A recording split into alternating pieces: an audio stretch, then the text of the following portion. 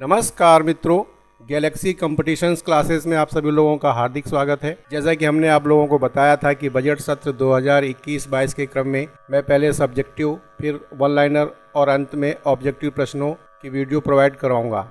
यह वीडियो काफ़ी फैक्चुअल है, जो ऑब्जेक्टिव प्रश्नों की है और आप लोगों के लिए बहुत ही यूज़फुल है। इसे शुरू से लेकर अंत तक जरूर देखिएगा। इससे पहले भी 2 वीडियो आ चुकी हैं, जिनका लिंक मैं डिस्क्रिप्शन बॉक्स में डाल दूंगा। चैनल पे जो लोग नए आए हैं वो चैनल को सब्सक्राइब कर लें और बेल आइकॉन को दबाना बिल्कुल ना भूलें, ताकि ऐसी ही और आने वाली वीडियो की जानकारी उनको समय पर मिलती रहे। और इसके अलावा यदि वो हमें मोटिवेट करना चाहते हैं तो उनसे रिक्वेस्ट है कि इस वीडियो को अधिक से अधिक लोगों को शेयर करें, लाइक करें तथा अपने कमेंट लिखना ना भूलें। तो ज़्यादा समय ना गंवाते हुए देखते हैं आज का वीडियो। बहुविकल्पीय प्रश्न बजट सत्र 2021-22 के क्रम में ये वैसे प्रश्न हैं जिनमें आपके फैक्ट्स लिखे हुए हैं, जिनको आपको पहचानना है कि कौन से फैक्ट गलत हैं, कौन से फैक्ट सही हैं। इसीलिए मैंने बताया आपको कि इस तरह के ज़्यादा क्वेश्चन आते हैं और फैक्चुअल क्वेश्चन कंप्लीट कर लेने के बाद में अच्छी तैयारी भी मानी जाती है। तो देखिए क्या क्या फैक्ट्स हैं और इनमें गलत कौन से, सही कौन से हैं, यही आपको छांटने हैं। तो चलिए देखते हैं। भारत के रक्षा बजट में 4 फैक्ट दिए हुए हैं। वित्त वर्ष 2021-22 के बजट में रक्षा क्षेत्र के लिए 4.70 लाख रुपए आवंटित किया गया है। इस बार रक्षा बजट में भूतपूर्व सैनिकों की पेंशन के लिए आवंटित राशि में कमी हुई है। इसमें से करीब 1.16 लाख करोड़ रुपए भूतपूर्व सैनिकों के पेंशन के लिए हैं। इस साल कुल बढ़ोतरी 25,000 करोड़ रुपए की हुई है, जो करीब 7.5% की है। तो देखिए इसमें दूसरा भी सही है, तीसरा भी सही है, चौथा भी सही है। अब अगर हम बात करते हैं पहले फैक्ट की, तो पहले फैक्ट में दिया हुआ है वर्ष 2021-22 के बजट में 4.7 लाख रुपए का आवंटन किया गया है। तो मित्रों, ये 4.7 लाख का आवंटन इससे पहले के बजट सत्र में किया गया था। ये इस सत्र में 4.7 लाख ना होकर 4.78 लाख करोड़ रुपया आवंटित किया गया है। इसमें से करीब 1.16 लाख करोड़ रुपए भूतपूर्व सैनिकों के लिए दिया गया है, जबकि 3.62 लाख करोड़ रुपए की राशि तीनों सेनाओं के लिए है। पिछले साल यह बजट करीब 3.37 लाख करोड़ रुपए का था, यानी इस साल कुल बढ़ोतरी 25,000 करोड़ रुपए की हुई है, जो करीब 7.5% की है। तीनों सेनाओं में करीब 24 लाख भूतपूर्व सैनिक हैं। 24 लाख भूतपूर्व सैनिक हैं, जिनकी पेंशन का अच्छा खासा व्यय सरकार करती है। पिछले साल इस मद में करीब 1.33 लाख करोड़ रुपए खर्च किए गए थे, लेकिन इस बार 1 डाटा याद रखिएगा, 1.66 लाख करोड़ रुपए खर्च किए गए। 17,000 करोड़ रुपए की कमी आई है। 17,000 करोड़ रुपए की कमी इस वजह से आई है कि माना जाता है कि पेंशन लेने वालों की संख्या इस बार कम है। क्वेश्चन नंबर 2 की ओर बढ़ते हैं। सही विकल्प का चयन करें। देखिए विकल्प इनमें क्या है, बजट से रिलेटेड विकल्प है। इसमें बीमा कंपनियों को स्वीकार्य एफडीआई फॉरेन डायरेक्ट इन्वेस्टमेंट सीमा में 49% से बढ़ाकर 74% कर दिया गया था, जी सही है। एफडीआई का मतलब होता है बीमा कंपनियों में विदेशी लोग जब शेयर परचेज करते हैं कंपनियों का, उसमें इन्वेस्टमेंट करते हैं, तो उसको बोलते हैं फॉरेन डायरेक्ट इन्वेस्टमेंट। तो पहले 49% तक था, जिसको बढ़ाकर अब 74% तक कर दिया गया है। नेशनल हाइड्रोजन एनर्जी मिशन 2021-22 शुरू किया गया, जी ये भी बात सही है। लद्दाख में उच्च शिक्षा तक पहुंच बनाने के लिए लेह में केंद्रीय विश्वविद्यालय की स्थापना की जाएगी, जी ये भी सही है। तो उपयुक्त तीनों ऑप्शन सही हैं। अब अगर हम बजट की बात करें तो अनुच्छेद 112 में, भारत के संविधान अनुच्छेद 112 में बजट का प्रावधान दिया गया है। और बीमा कंपनी की अगर हम बात करते हैं तो भारत में बीमा कंपनी 1818 में स्थापित हुई थी। इसका नाम ओरिएंटल लाइफ इंश्योरेंस कंपनी था। इसके बाद में पहले साल 1912 भारतीय जीवन बीमा कंपनी अधिनियम पारित किया गया था, लेकिन इसमें बीमा जो है मैनुअली संचालित किया जाता था। इसके बाद आज़ाद भारत का दौर आया और ये बहुत ज़्यादा इंपॉर्टेंट है, याद रखिएगा, 1956 में लाइफ इंश्योरेंस एक्ट आया और बीमा का राष्ट्रीयकृत कर दिया गया। इसके बाद ही 1 सितंबर 1956 को भारतीय जीवन बीमा की स्थापना की गई। चलिए अगला क्वेश्चन देखते हैं। क्वेश्चन नंबर 3, एक नई केंद्र प्रायोजित योजना जिसे राष्ट्रीय स्वास्थ्य मिशन के अतिरिक्त शुरू किया जाएगा। प्रधानमंत्री आत्मनिर्भर स्वास्थ्य भारत योजना के अंतर्गत मुख्य पहल निम्नलिखित हैं। देखिए, एक नई केंद्र प्रायोजित योजना जिसे राष्ट्रीय स्वास्थ्य मिशन के अतिरिक्त शुरू किया जाएगा। तो यहाँ पर ध्यान रखिएगा, राष्ट्रीय स्वास्थ्य मिशन तो शुरू है ही, उसके अतिरिक्त शुरू किया जाएगा। तो देखिए फैक्ट क्या क्या बोलते हैं। 17,788 ग्रामीण और 11,024 शहरी स्वास्थ्य और कल्याण केंद्र बनाए जाएंगे। 4 वायरोलॉजी के लिए 4 क्षेत्रीय राष्ट्रीय संस्थान होंगे, ये भी सही है, ऊपर वाला भी सही है। 15 स्वास्थ्य आपात ऑपरेशन केंद्र और 2 मोबाइल अस्पताल खोले जाएंगे, जी ये भी सही है। 602 जिले और 12 केंद्रीय संस्थानों में क्रिटिकल केयर अस्पताल ब्लॉक स्थापित किया जाएगा, जी ये भी सही है। तो डी सही है। अगर हम राष्ट्रीय ग्रामीण स्वास्थ्य मिशन NRHM की बात करते हैं तो यह एक ग्रामीण भारत में ग्रामीण स्वास्थ्य सुधार के लिए स्वास्थ्य कार्यक्रम था और यह योजना 12 अप्रैल 2004 को शुरू की गई थी। चलिए आगे देखते हैं। पोषण मिशन की बात करते हैं। मिशन पोषण 4.0 प्रारंभ किया जाएगा, ये गलत है।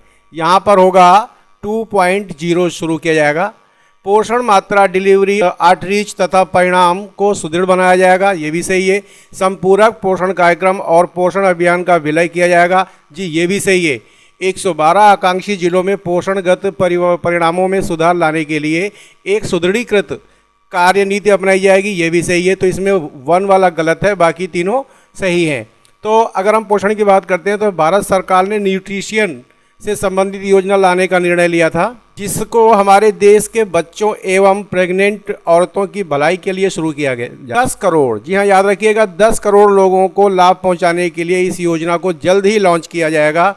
प्रधानमंत्री राष्ट्रीय पोषण मिशन के तहत 6 मंथ से लेकर 3 ईयर 3 साल तक बच्चे को न्यूट्रिशियन फूड यानी पोषक तत्व वाले भोजन, या हालांकि यह योजना फायदा केवल उन्हीं बच्चों के लिए होगा जो बच्चे शारीरिक रूप से कमजोर होंगे या कम वजन एवं कुपोषण का शिकार होने की संभावना होगी, ऐसे बच्चों के लिए ही किया जाएगा। चलिए आगे देखते हैं। क्वेश्चन नंबर 5 की ओर बढ़ते हैं।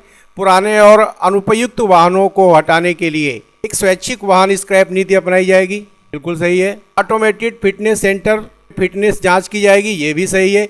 निजी वाहनों के मामले में 20 वर्ष के बाद आपको स्क्रैपिंग करवाना पड़ेगा, यानी कि वाहन को नष्ट कराना पड़ेगा, ये भी सही है। वाणिज्यिक वाहन के मामले में 25 वर्ष के बाद, जी यहाँ पर ये गलत है, 25 के बजाय यहाँ पर 15 होना चाहिए। तो बाकी के 3 फैक्ट सही हैं। ऑटोमेटेड फिटनेस सेंटर में फिटनेस की जांच का मतलब यहाँ पर ये है कि ऑटोमेटेड फिटनेस सेंटर में अगर आपकी 5 बार गाड़ी अनफिट हो जाती है और वो गाड़ी आपकी अगर निजी वाहन है और 20 साल पुरानी है तो आपको वो गाड़ी स्क्रैप करवानी पड़ेगी, यानी उस गाड़ी को नष्ट करवाना पड़ेगा। लेकिन इस योजना के तहत आपको उस गाड़ी के कबाड़ी से ज़्यादा अच्छा रेट प्रोवाइड कराने की भी व्यवस्था की गई है। तो चलिए आगे देखते हैं। क्वेश्चन नंबर 6, संस्थागत बुनियादी ढांचे का गठन, अवसंरचना, वित्त पोषण की हम बात कर रहे हैं। संस्थागत बुनियादी ढांचे का गठन, अवसंरचना, वित्त पोषण के तहत विकास वित्तीय संस्थान DFI, ये DFI क्या है अभी बताता हूँ, के पूंजीकरण के लिए 2000 करोड़ रुपए की धनराशि मुहैया कराई गई है। 3 वर्षों में प्रस्तावित DFI के अंतर्गत कम से कम 10 लाख करोड़ रुपए की उधारी पोर्टफोलियो होगी। विदेशी पोर्टफोलियो निवेशकों द्वारा, ध्यान रखिएगा, निवेशकों द्वारा INVIT और IIT का ऋण वित्त पोषण संस्थान में उपयुक्त कराया जाएगा। तो ये तीनों के तीनों ऑप्शन सही हैं आपके। और अगर हम INVT की बात करें तो इसका मतलब होता है N infrastructure investment trust is like a just fund which enable direct investment for small amount of the money. और IIT की बात करते हैं तो इसके फॉर्म है Indian institute of technology, Hindi में इसे भारतीय प्रौद्योगिकी संस्थान भी कहते हैं। IIT को भारतीय प्रौद्योगिकी संस्थान भी कहा जाता है। खड़गपुर में इसका सबसे पहले ये संस्थान खड़गपुर में बनाया गया था, 1951 में संस्थान की स्थापना की गई थी। और आज हमारे देश में 23 IIT कॉलेज हैं जिनको आगे चल के और बढ़ाया जाएगा। अब FDI की बात करते हैं, हमने FDI को भी राउंड मारा था। FDI की बात करते हैं तो development finance institution also known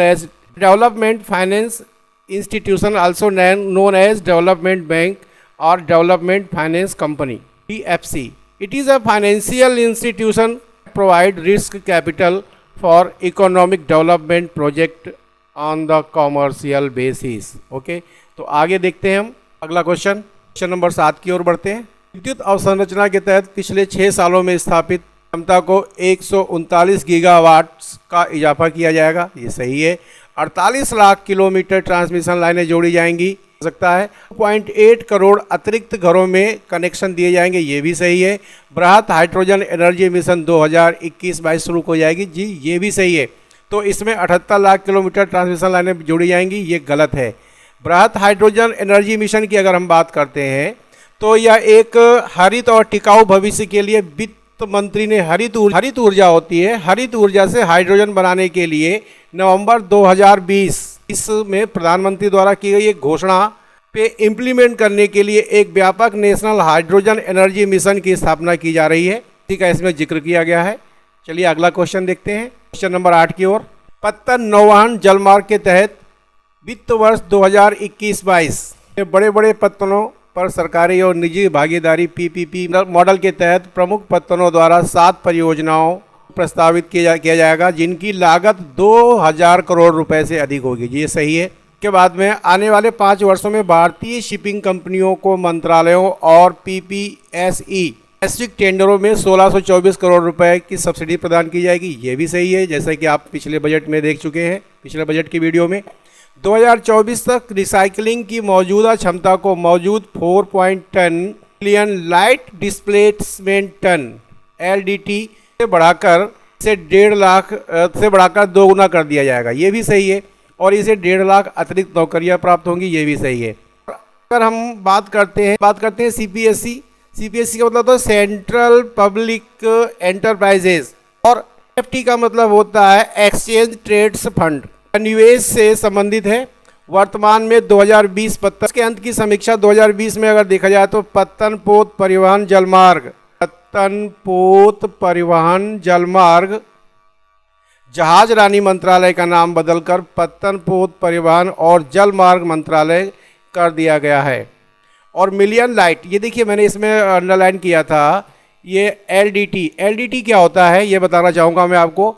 million light displacement ton यानी LDT क्या होता है, तो किसी जहाज का विस्थापन या विस्थापन टन भार का जो भार होता है, ये आर्किमिडीज के सिद्धांत पर आपने हाई स्कूल इंटर में पढ़ा होगा। आर्किमिडीज के सिद्धांत पर काम करता है।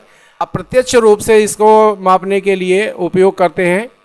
पहले जहाज द्वारा विस्थापित पानी की मात्रा की गणना करके और फिर उस मूल्य को वजन में परिवर्तित किया जाता है। चलिए आगे देखते हैं क्वेश्चन नंबर 9 उज्ज्वला योजना से संबंधित है। उज्ज्वला योजना का कर इसमें 10 करोड़ और लाभार्थियों को शामिल किया जाएगा। अगले 3 वर्ष में 100 अन्य जिलों को सिटी गैस डिस्ट्रीब्यूशन नेटवर्क से जोड़ा जाएगा, ये भी सही है। एक संयंत्र गैस ट्रांसपोर्ट सिस्टम ऑपरेटर गठन किया जाएगा ताकि बिना किसी भेदभाव के खुली पहुंच के आधार पर सभी प्रकार के गैप पाइपलाइनों की कॉमन केयरिंग कैपेसिटी की बुकिंग सुविधा प्रदान की जा सके, जी ये भी सही है। इसमें क्वेश्चन ये पहला फैक्ट गलत है, इसमें 10 करोड़ और लाभार्थियों को शामिल किया जाएगा, तो ये गलत है। इसमें आपके बजट में 1 CR 1 करोड़ और लाभार्थियों को शामिल करने की बात की गई है।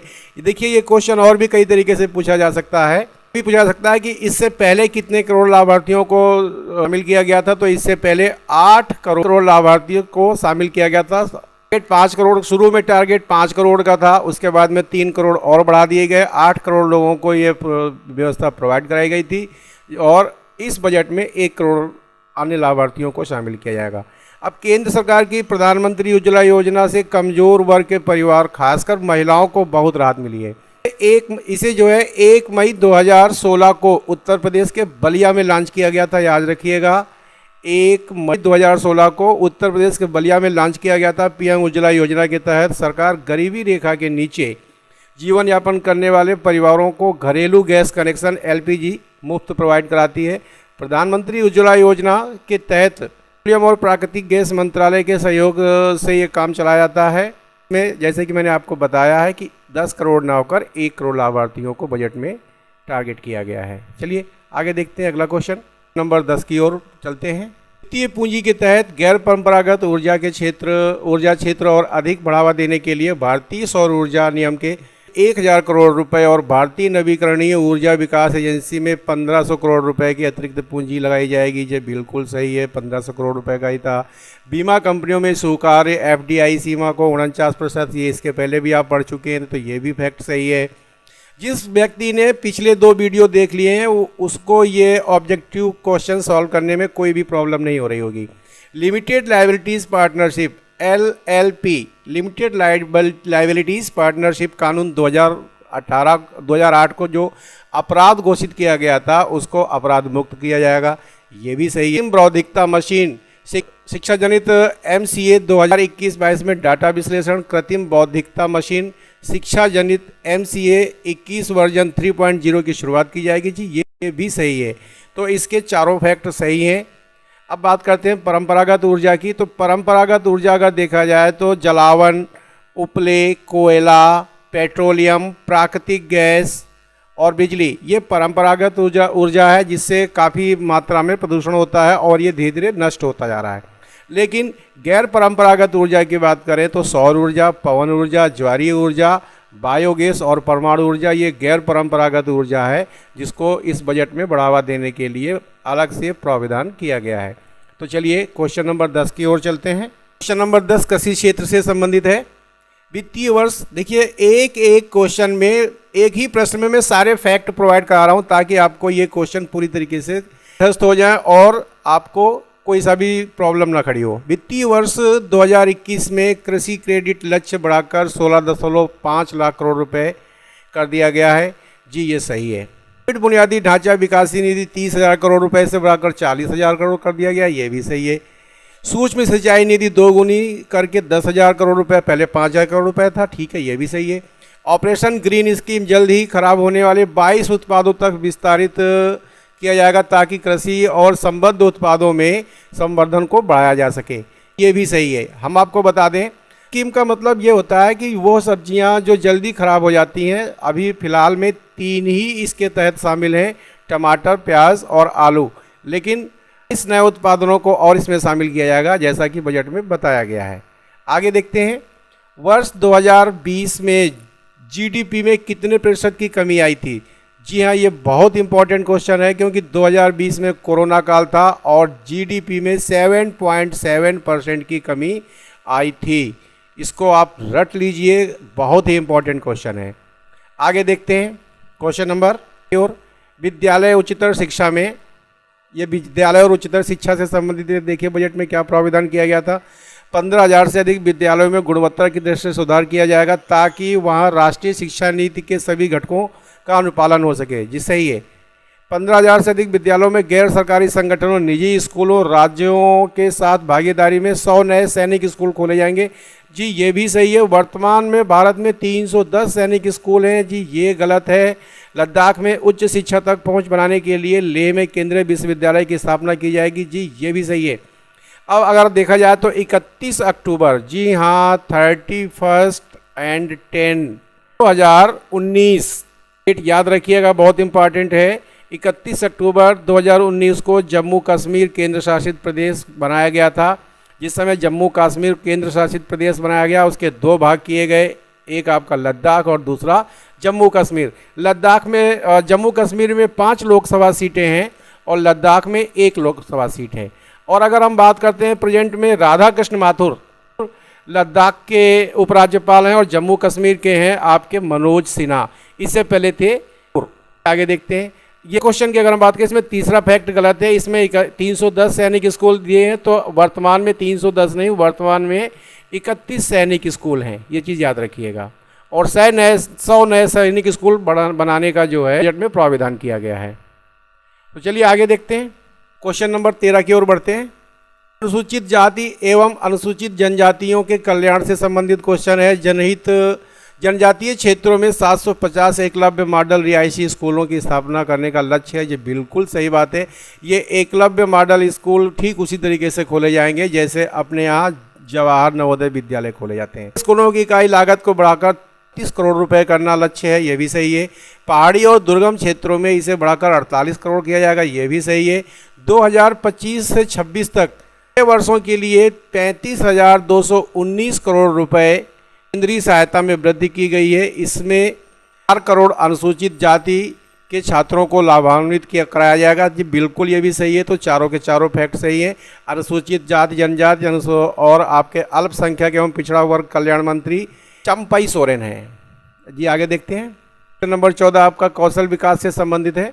राष्ट्रीय अनुसंधान फाउंडेशन के लिए जुलाई 2019 में एक कार्यप्रणाली तैयार की गई थी 5 वर्षों में 50,000 करोड़ रुपए का परिव्यय करने के लिए। ये भी सही है।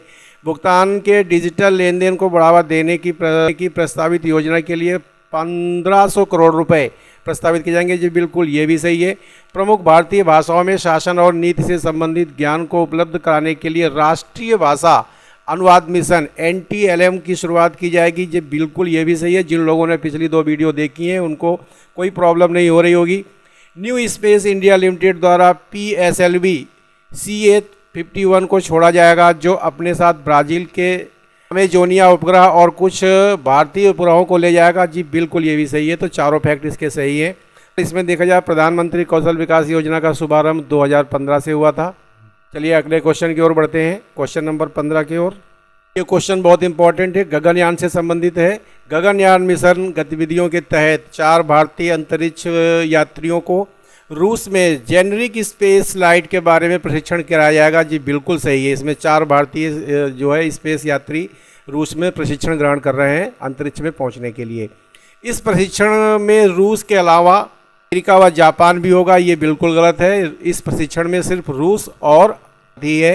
मानव रहित प्रक्षेपण दिसंबर 2021 में होगा। ये भी बिल्कुल सही है, तो इसके सेकंड फैक्ट गलत है, बाकी पहला और तीसरा फैक्ट सही है। उसके बाद में बात करते हैं देश भर में कितने नए आपातकालीन स्वास्थ्य खोले जाएंगे। ये एकदम जनरल क्वेश्चन है, बजट में आप पहले भी पढ़ चुके हैं। तो 17 नए आपातकालीन स्वास्थ्य केंद्र खोले जाएंगे। तो अगला क्वेश्चन देखते हैं, क्वेश्चन नंबर 15 की ओर बढ़ते हैं। सत्र 2021 में प्रधानमंत्री गरीब कल्याण योजना को कितना बजट दिया गया, तो आप सबको मालूम है 2,76,000 करोड़ रुपया दिया गया। उसके बाद में आत्मनिर्भर भारत पैकेज कुल GDP का कितना प्रतिशत है, तो सबको पता है कि 13% है। उन लोगों को खासकर पता है जिन्होंने इससे पहले की दोनों वीडियो देख रखी हैं, उसको आप ज़रूर देखिएगा। शुरू के वीडियो है, थोड़ा सा हो सकता है कि कम अच्छा लगे, लेकिन फैक्ट उसमें बहुत अच्छे दिए हुए हैं। उसके बाद में 19वां क्वेश्चन है, वायु स्वच्छ परियोजनाओं के लिए 2021 में सरकार ने 5 साल के लिए कितना बजट तय किया है, तो 2,000 करोड़ रुपए का बजट तय किया है। चलिए आगे देखते हैं। प्रधानमंत्री गरीब कल्याण योजना 2016 में शुरू हुई थी। ये ध्यान रखिएगा, 2016 में लागू हुई थी, 2000 में लागू की गई थी। अगला क्वेश्चन देखते हैं। मैं आपको एक एक क्वेश्चन के माध्यम से, जितने फैक्चुअल क्वेश्चन है, ये तो फैक्चुअल नहीं है, जितने फैक्चुअल क्वेश्चन है जिसमें फैक्ट्स दिए हुए हैं, एक क्वेश्चन के माध्यम से एक टॉपिक का मैं आपको मेन क्वेश्चनों को रिवाइंड करा देता हूं, ताकि जितने भी, जैसे मान लीजिए 4 फैक्ट दिए हुए हैं, तो 4 फैक्ट वो फैक्ट हैं जिनमें से कोई ना कोई एक साधारण ऑब्जेक्टिव बनकर भी आपके एग्जाम में आ सकता है। इसलिए मैंने मोस्टली फैक्चुअल क्वेश्चंस बनाए हुए हैं। ये साधारण क्वेश्चन है। देखिए, बजट 2021 में सरकारी बैंकों को कितना पैसा देना तय हुआ है, तो सबको पता है कि 2,000 करोड़ रुपया, 50,000 करोड़ रुपया देने के लिए तय किया गया है। बजट 2021 में स्वास्थ्य के क्षेत्र में कितना बजट आवंटित किया गया, तो स्वास्थ्य के क्षेत्र में 2.2 लाख करोड़ रुपया आवंटित किया गया है। सरकारी उज्ज्वला योजना से कितने लोग लाभान्वित हुए हैं, बहुत अच्छा क्वेश्चन है। देखिए, अगर पूछता है कितने लोग लाभान्वित हुए हैं, तो ये 8 करोड़ है। 8 करोड़ लोग लाभान्वित हुए हैं। अभी मैंने पहले बताया था कि 5 करोड़ का लक्ष्य रखा गया था, लेकिन 8 करोड़ 3 करोड़ और बढ़ा दिए गए थे, तो 8 करोड़ इसमें लाभान्वित हुए थे। और अगर पूछा जाता है कि इस बजट में कितना अन्य नए लोगों को लाभान्वित करने का प्रावधान किया गया है, तो 1 करोड़ लोगों को लाभान्वित करने का प्रावधान किया गया है। योजना आपकी 2016 में लॉन्च हुई थी। अगले क्वेश्चन की ओर बढ़ते हैं, क्वेश्चन नंबर 23 की ओर। बजट से संबंधित बजट 2021 में सरकार ने किस राज्य केंद्र शासित प्रदेश में केंद्रीय विश्वविद्यालय खोलने की स्थापना की? जी बहुत ज़्यादा इम्पोर्टेंट है। तो ये लेह में है। एक चीज़ याद रखिएगा, जिस समय जम्मू कश्मीर को 2 भागों में बांटा गया, तो एक लद्दाख और दूसरा जम्मू कश्मीर, दोनों ही जो है अब यूटीज बन गए हैं, और लद्दाख की राजधानी लेह है। इसलिए इसको जरूर याद रखिएगा। जो उपराज्यपाल हैं वो है आपके राधा कृष्ण माथुर। ठीक है, आगे क्वेश्चन देखते हैं। नंबर 25 की ओर बढ़ते हैं। बजट सत्र 2021 में सरकार ने 2021 की जनगणना के लिए कितना बजट रखा है? तो सीधे सीधा आपको पता है कि 50,000 करोड़ रुपए रखा है। सरकार द्वारा कितने नए आर्मी पब्लिक स्कूल बनाए जाएंगे? तो ये भी आपको पता है कि 100 नए आर्मी पब्लिक स्कूल बना जाएंगे। और प्रेजेंट में कितने हैं इंडिया में? सॉरी, +1 और कर लीजिए, 31। प्रेजेंट में 31 नए आर्मी पब्लिक स्कूल हैं। अगर आर्मी की हम बात करते हैं तो हमारे यहाँ के जो वायुसेना प्रमुख हैं, नाम है राकेश कुमार सिंह भदौरिया, ये आगरा के हैं। और उसके बाद में थल सेना की बात करते हैं तो मनोज मुकुंद नरवणे, ध्यान रखिएगा, मुकुंद नरवणे सेना से के चीफ हैं। और उसके बाद में अगर हम बात करते हैं आपके CDS की, तो CDS आपके हैं CDS है chief defence of staff. Chief defence staff इस समय है आपके जनरल बिपिन रावत, ठीक है ना। तो इन चीज़ों को याद रखिएगा। जनगणना की अगर हम बात करते हैं तो प्रथम जनगणना की शुरुआत जो है, बहुत इंपॉर्टेंट क्वेश्चन आता है अक्सर, 1872 में शुरू की गई थी। और अगर प्रथम नियमित जनगणना की बात करते हैं तो ये आपकी 1881 में शुरू की गई थी। आज़ाद भारत की प्रथम जनगणना की बात करते हैं तो ये आपकी 1951 में शुरू की गई थी। चलिए आगे बढ़ते हैं क्वेश्चन नंबर 27 की ओर। सरकार द्वारा देश के लोगों को डिजिटल रूप से भुगतान करने के लिए जागरूक करने के लिए कितना बजट प्रदान किया गया? तो आपको पता है, अभी फैक्चुअल प्रश्नों में मैं इसको सही हल कर चुका हूँ। ये 1500 करोड़ रुपए का प्रावधान किया है। बजट सत्र 2021 में सरकार ने the limit of tax audit, लेखा की परीक्षा की सीमा को 5 करोड़ से बढ़ाकर 10 करोड़ रुपए कर दिया है। ठीक है। डिजिटल भारत की शुरुआत 1 जुलाई 2015 से की गई थी, जिसका ध्येय वाक्य था पावर टू एम्पावर। और ये इलेक्ट्रॉनिक एवं सूचना प्रौद्योगिकी तथा वित्त मंत्रालय के तहत खोला गया था। आज की डेट में इलेक्ट्रॉनिक एवं सूचना प्रौद्योगिकी मंत्री कौन है? रविशंकर प्रसाद हैं। तो चलिए आगे बढ़ते हैं क्वेश्चन नंबर 29 की ओर। क्वेश्चन नंबर 29 कहता है किस राज्य ऑब्लिक केंद्र शासित प्रदेश में सरकार ने 2021 के बजट सत्र में गैस पाइपलाइन परियोजना की शुरुआत की? तो ध्यान रखिएगा, उससे पहले जो यूनिवर्सिटी खोलने की बात हुई थी वो लद्दाख में हुई थी और ये जम्मू कश्मीर में हुई है। जी हाँ, जम्मू कश्मीर में। उसके बाद में राष्ट्रीय अनुसंधान फाउंडेशन परियोजना पर कितना व्यय किया जाएगा? तो सबको पता है कि 50,000 किया जाएगा, 50,000 करोड़ किया जाएगा। 50,000 में तो कुछ नहीं होने वाला। ये नंबर 31 की ओर बढ़ते हैं।